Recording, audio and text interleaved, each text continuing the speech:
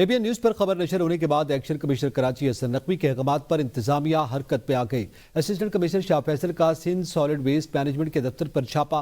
3 नौबर लड़कियां और 3 बच्चे बरामद हुए हैं।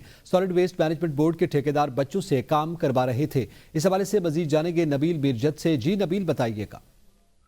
जी बिल्कुल, 2 रोज कबल एबीएन न्यूज की जानिब से 9 उम्र बच्चों से काम करवाने की खबर नशर की गई थी, जिसमें बताया गया था कि Sindh solid waste management board के जो ठेकेदार हैं वो चाइल्ड लेबर का इस्तेमाल करते हैं, जिस पर कमिश्नर कराची हसन नकवी की जानिब से सख्त इक़दाम जारी किए गए थे।